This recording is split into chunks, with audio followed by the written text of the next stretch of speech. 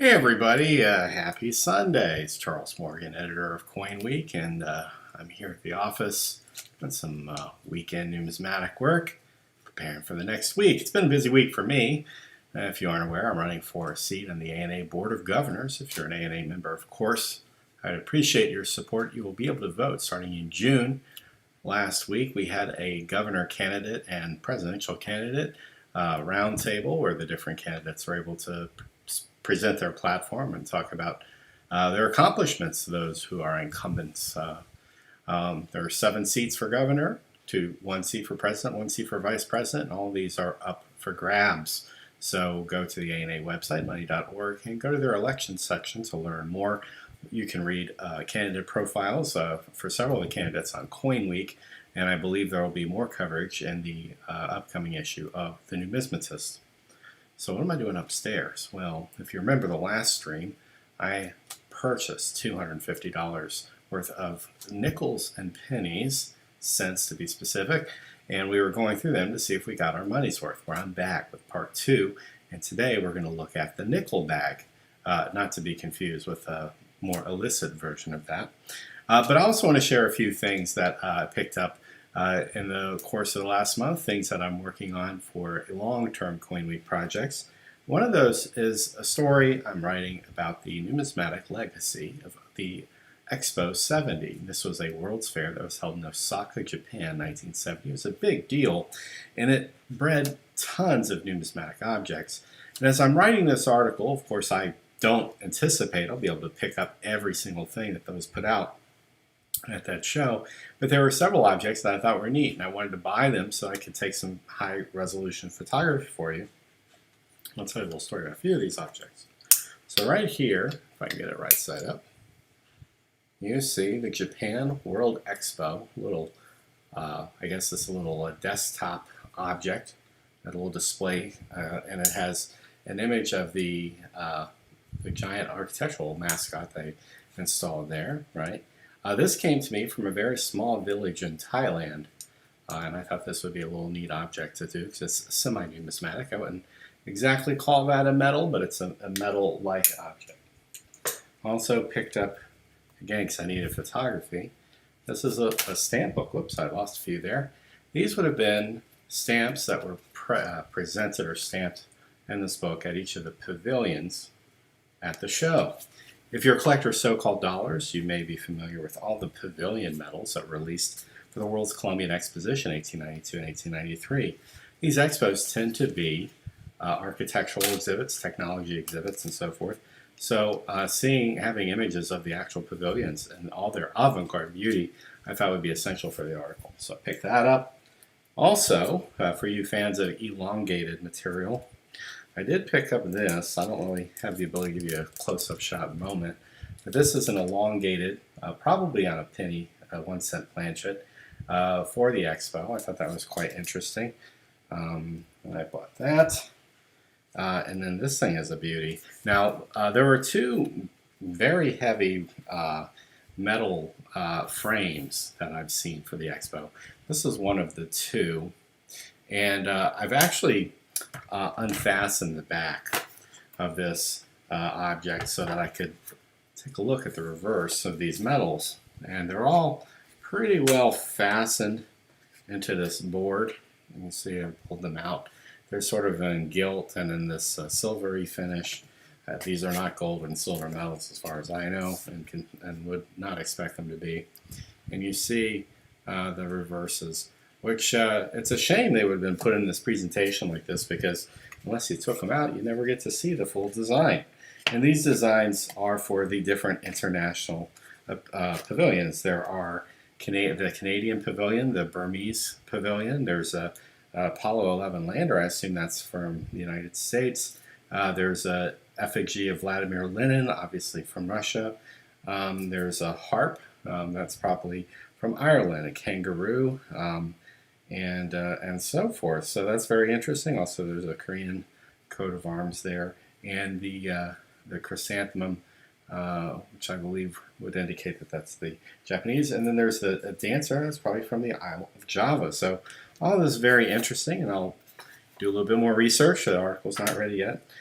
but something I'm working on, and I thought I'd like to share that with you. I also was given a very generous gift from Rusty Go. If you're not aware, Rusty is one of the foremost experts on the Carson City Mint. He put together the Battleborn collection and other great collections of CC Mint coinage, and he presented me this 3-volume gigantic set called the Confident Carson City Collector, and I have not opened this yet because I was saving this moment to share it with you. So let me open this up here. See if I can do so gingerly without messing up either my hand or the books themselves. There we go. Yes, this retail price is $299. I know that sounds like a lot of money, but if you think about it, for a generic CC Morgan dollar and a GSA holder in a 63 or so grade these days will cost you close to $400 if you can believe it. So this is a bargain because not only is it better than having one mediocre Morgan dollar, this will teach you everything you ever need to know about the Carson City Mint if this is going to be a specialty area of collecting for you, or if you just love reading great numismatic literature about American classic coinage. So I'm going to show you the first volume here, the beginning to Comstock Lode's launch to glory, 1870 to 1874. Of course, the Comstock Lode was a gigantic silver deposit. And as we look through the pages here, you'll see a date-by-date breakdown, some beautiful images of individual coins from each denomination, historical setting, mintage, sort of the backdrop. Talks about history and narratives that run 4 or 5 pages per date. Rusty then gives a coin commentary. I'll let you see that a little bit here. I could put this under my my macro camera. I just don't really think you'd see it that well. It's so big. But anyway, this is basically, I'm at page 245 right now, and he's still talking about 1871 coinage. So this is a mammoth undertaking. Probably took an entire career spanning work here. And then we see, here's the 1875 CC Eagle described in quite a bit of detail. And, you know, Rusty would know the survival rates, condition census information. So here he talks about the estimates of actual populations, you know, and since he says for the 1876 CC Liberty seeded quarter, there's a NGC and PCGS combined population of 105 coins, but he believes the actual surviving population is between 40 and 65. And so when you see this type of insight, it's very rare. I can tell you, having an enormous library of numismatic literature, that I do not usually see this amount of care put into any one series or any one mint. So this is something I highly recommend. Editor's choice all the way, $299, and you can buy this from Rusty Go if you go to his website. So, and I will put that link in the description after I finish the stream so you guys can refer back to that. So that's the Confident Carson City Coin Collector, which you will be if you read this book. All right, while we're here, let's look at some nickels, won't we? Get my trusty camera going. This time I think maybe it's closer than I like for the face. The sound of all that metal clinking away. And what I'm going to do is I'm just going to put this down here, and I'm going to, what is that? Fun times already.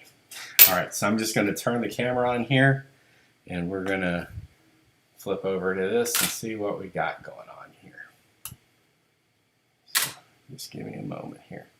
All right, so we are looking at nickels. We'll go one at a time. See if we get anything good here. All right. Well, this one's all beat up. For $250 and a bag of cents with some Indian head cents and a couple earlier dates. I don't expect magic here, but here you go. This is about as, I would say, about good. 1906, date's still readable. When I was a child, I would go to my local coin shop and he would have junk boxes. This is the Perry Coin Alone, Hopewell, Virginia. He'd have junk boxes full of this coinage, and I would pay, I think, something like 50 cents for each Liberty nickel, and I would basically try to get the earliest dates I could find. So if you had 1890s, those are the ones I would go for. And if I see any like later dates, I'll see if there's any mint marks in here. All right, so 07. Barely see Liberty. So, all right, there's a Buffalo. All right, boom, boom, boom. That's a 36. Any mint mark? No mint mark. 36 plain. All right, this one's all beat up a little bit. Well, looks like a 26 or a 28. Date's still marginally readable. Let's assume that's a plain too. I don't know. That might have something. All right, let's move on. There we go. There's 37. This is like in a reasonable circulated condition. Probably pulled out and saved in the 1950s, I would say, maybe. 37D. I'd call that, what would you call that? About a very fine? Borderline XF? All right. Okay, here we go. There's a 30. You can barely make out Fraser's initial. Some scratches on it. And there's an S. That's good. Get some mint marks here. And a 36. By the 1930s, when we get to the mid-1930s, collectors were aware of mint marks. The end of the 20th century, collectors were satisfied buying proofs instead of business strikes. Many did not collect mint marks. It wasn't until Augustus Heaton did a treatise called Mint Marks that people became really aware of it. And the numismatic community, of course, the numismatic community at the time were academically minded collectors, and many of them affluent.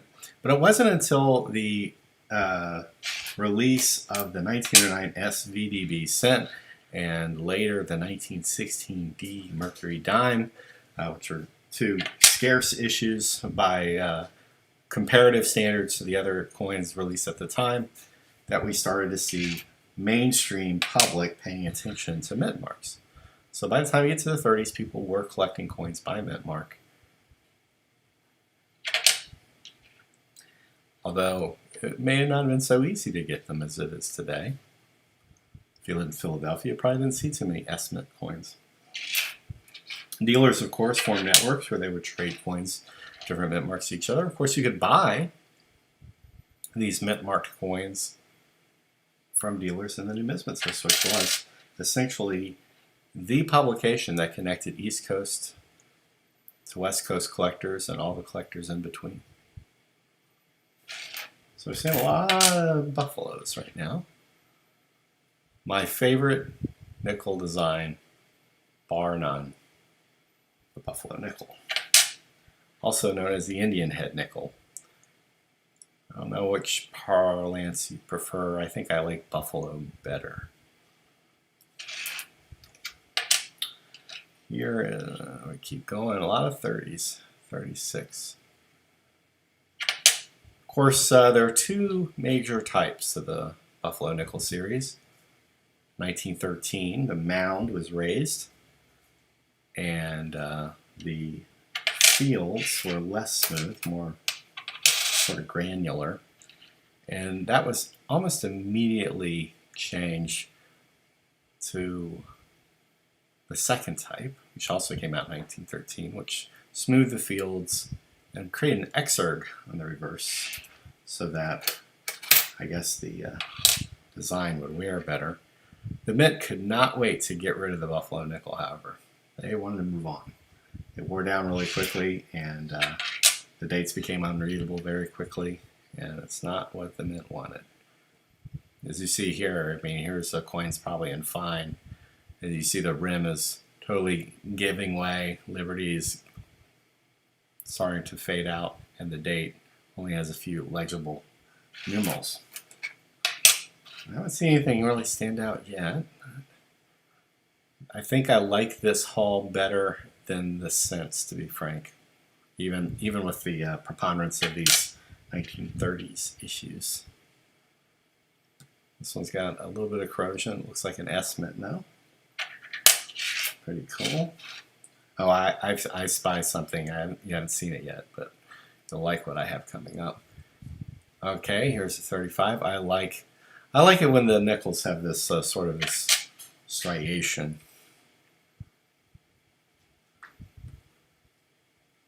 Looks like good, honest wear. All right. Well, this isn't a nickel that I would have expected in my grab bag. I like that one. That's an honest to goodness, what do you say, very fine 1867 shield nickel. Really cool there. It's a long acre design. Very similar to the 2-cent piece, obviously, in the obverse, but reverse is certainly different. 5 cents. They made these with and without rays, probably because the with rays really had short die life, so they got rid of that. Made it easier on themselves. So there you go, 5 cents there. That's probably our first biggie. I don't know if we're gonna get up to 250 bucks, but that's a decent coin. 1904.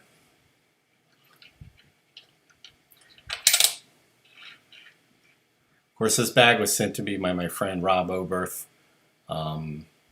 He probably knew I'd be putting this on the TV, so I'm sure he tried to throw a couple ringers in there. I would not expect, if you're buying a bag of unsearched quote-unquote coins. Ooh, it's an earlier date at 21. Let's what we got here? Oh, 21 plain. What do you guys think that one's going to be worth? Leave your estimate in the comments. So I'm sure he gave me some nicer ones. Here's a 36. Can you imagine just getting mint state Buffalo nickels in your change on a regular basis, and how cool that must have been? So we are about, I would say, a third of the way through here. All right, 37.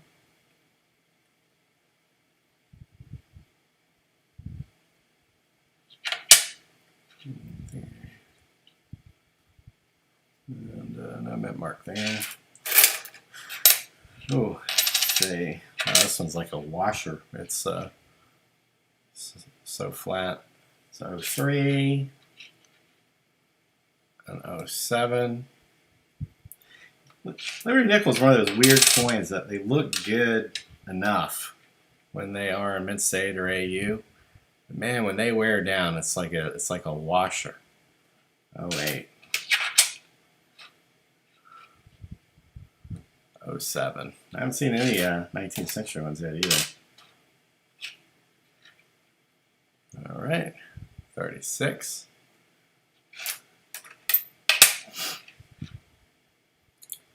$37. I'm just gonna skip the reverse unless it's a date I think might be interesting with a mint mark here. There's a 07.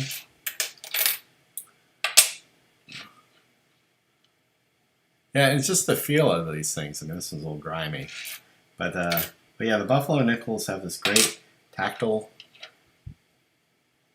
Oh, that one's been beat up. This great tactile sort of relief, whereas the Liberty nickels are flat like a metal wafer. 07. We're about halfway right now. I'm just gonna adjust that so my camera doesn't like turn off on me. All right, so there's another 37. I wanted to turn off anyway. All right, get it back up there. All right, let's see. Let's see if I can sharpen that up a little bit for you. Okay, there's a 36.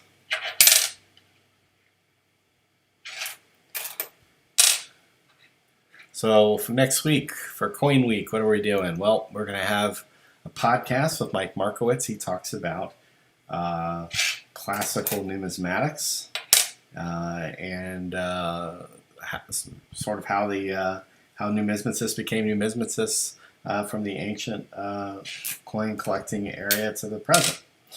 We're going to have a conversation. I'm going to have a conversation at least with Mint Director David Ryder next week, where we talk about the CC and O Privy Mark Morgan dollars. I'm going to throw something at you right now that I'm going to tell him. This is the first I've actually spoken of it publicly, but I'm going to ask you a question. This is the interactive portion. Definitely leave your answer in the comment field because I want to tell him what you guys say. What packaging would be optimal if the Mint was going to create a special package to honor the CC Mint Privy Mark Morgan dollars from 2021? What type of plastic government packaging do you think would be the most interesting, that you would be the most enthusiastic to see? My opinion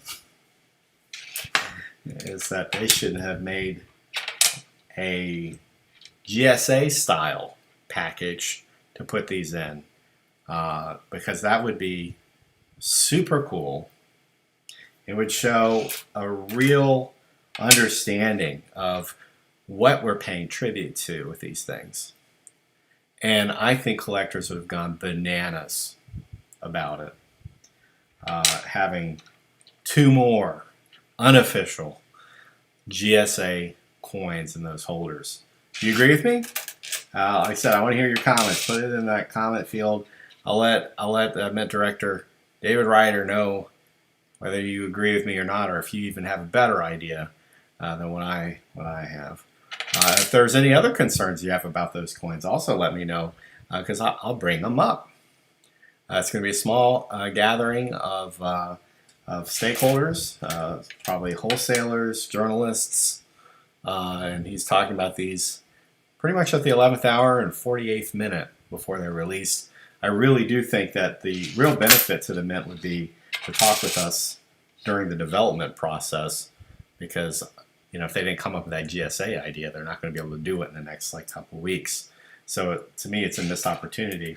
And it also reminds me when the Centennial Gold 1916, 2016 coins came out, the Wing Liberty dime, Standing Liberty quarter, and the Walking Liberty $half in gold.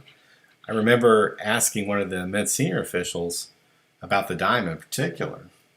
When are you guys going to put out the 2016 D dime? And he looks at me and he's like, what are you talking about? And I said, well, the 1916 D dime is the most famous of all the Mercury dimes. So why wouldn't you have had them struck at Denver instead of West Point? He says, well, it takes a lot of effort to do that, essentially, is what he told me. And I said, well, if you guys would have done it right the first time, you wouldn't have to expend the more effort. You should do it. He looked at me like I was crazy, but you know as well as I do that you would have wanted a 2016 D. It would have been a much better Mint mark than the W, which really has no relationship whatsoever to the original series, if you ask me. I don't know. It's a nice coin for the 29 there. Right, so here we are, 1910. Maybe I'm too opinionated. All right. Can't read that date. I guess it's from the 30s.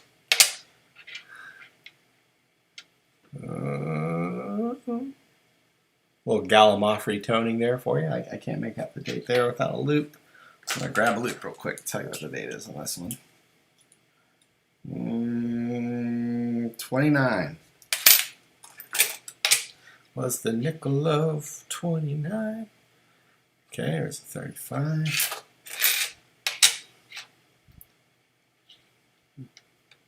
36.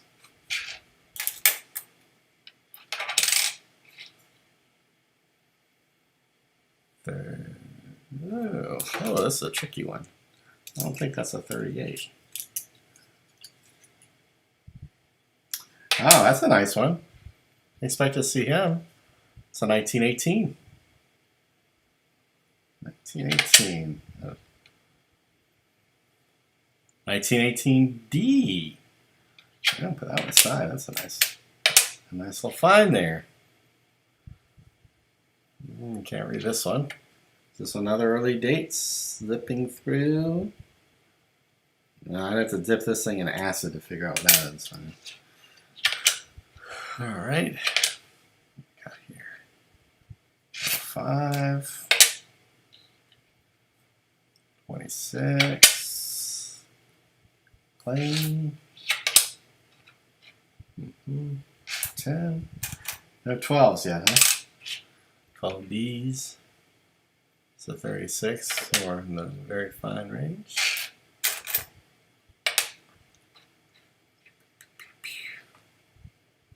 Oh, 29.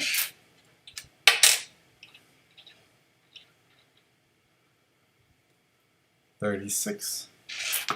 You know, the great thing about these little grab bags, like I can take them with me to a coin show, give them to little kids, give them something a little special. 36. I would say I could see these in a Coinstar machine, but I think I'd have to put one at a time in the different ones. I wouldn't want some guy to get like the mother load. 10. 37.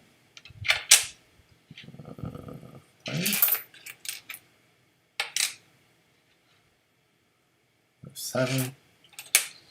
I'm really disappointed I don't have any 12s to look at. Or 13s, that would be great too, right?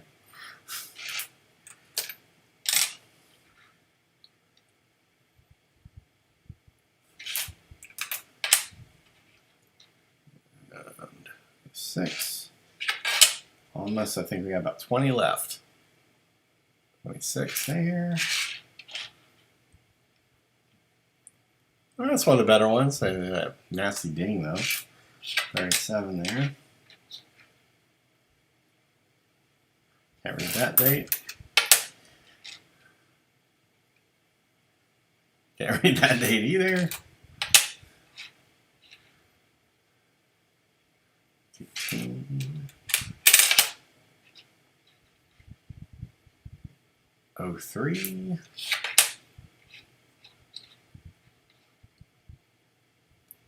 36. 8.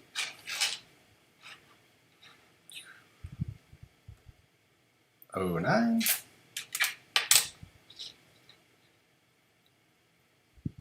01.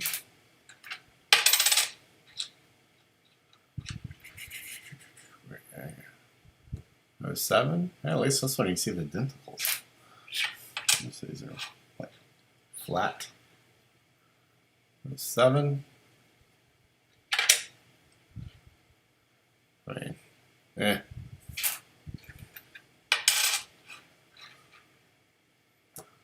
4.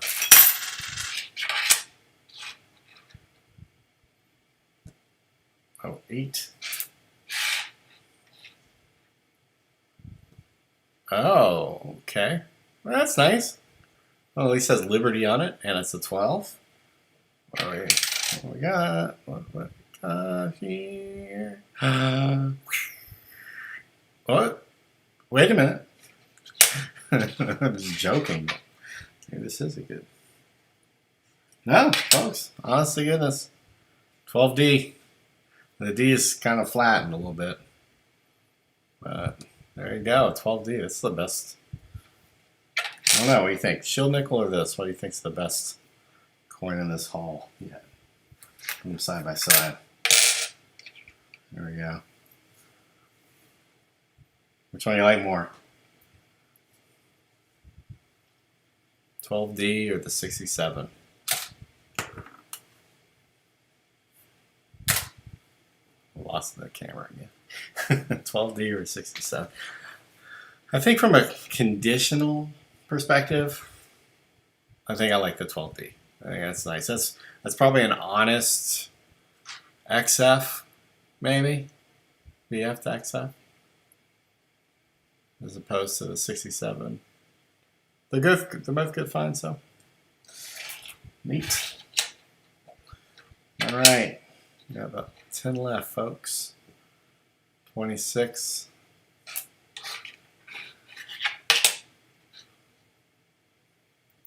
7.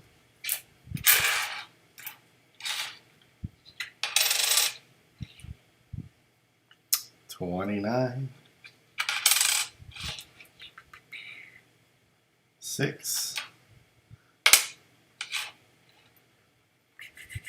36. 37. 3 more. 37. I can't get this camera to stay on to save my life. There you go. Well, I'll tell you what. I'll just cut it there. The last one was an 08 Liberty had nickel with not much detail left.